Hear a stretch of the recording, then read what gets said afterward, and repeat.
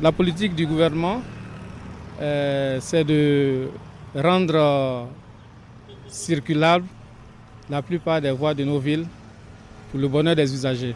Mais cela fait partie également de tout un symbole de mon objectif de construire un pays moderne où les infrastructures sont de qualité. Moi, je pense que nous sommes sur la bonne voie et je continuerai de construire des ponts, de construire des routes, de construire des écoles, des centres de santé, et ainsi de suite.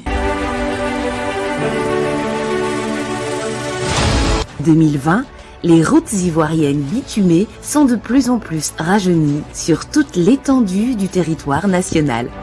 En effet, les routes bitumées étaient dégradées sur 90% du réseau en 2011. Aujourd'hui, ce taux de routes bitumées en mauvais état a été excellemment réduit. Il est passé de 90% en 2011 à seulement 39% en 2020. Le pont de Boisflé, visant la fluidité du trafic sur les itinéraires Yamoussoukro-Daloa et Daloa-Zouenoula afin d'apporter un appui au secteur agricole, le projet a consisté en la construction d'un nouveau pont sur le fleuve Maraoué, la réhabilitation de l'ancien pont sur le même fleuve et le renforcement de la voirie sur 7 km dans la ville de Boisflé. Le projet du pont de Jacquesville a apporté une amélioration significative aux conditions de vie des populations de ce département. Construit sur la lagune ébriée, ce pont a mis fin à la précarité de la traversée qui était assurée depuis des décennies par un bac.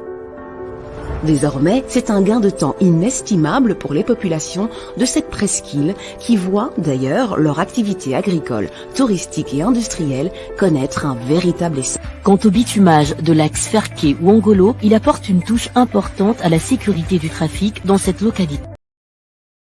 Bouaké-Katiola-Ferké.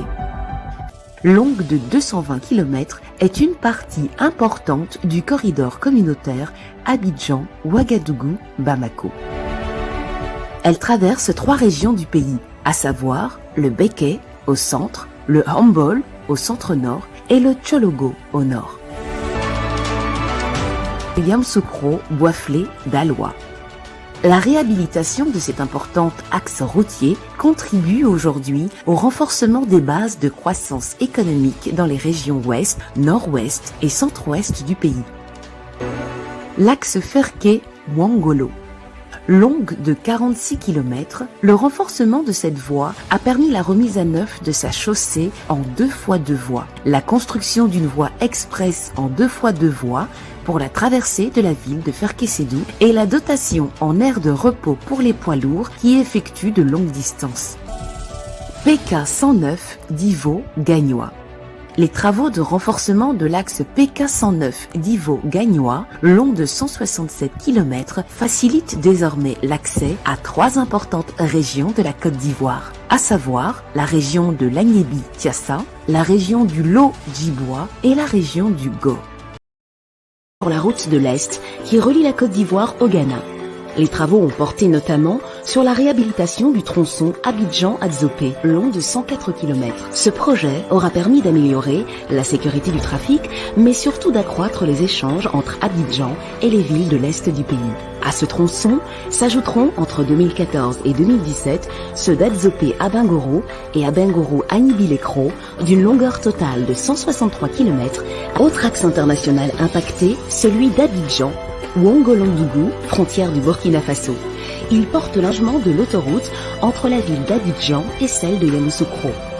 Cette section, longue de 86 km, est une autoroute de 2x2 voies avec un terre-plein central de 12 mètres et 2x7 mètres pour la chaussée.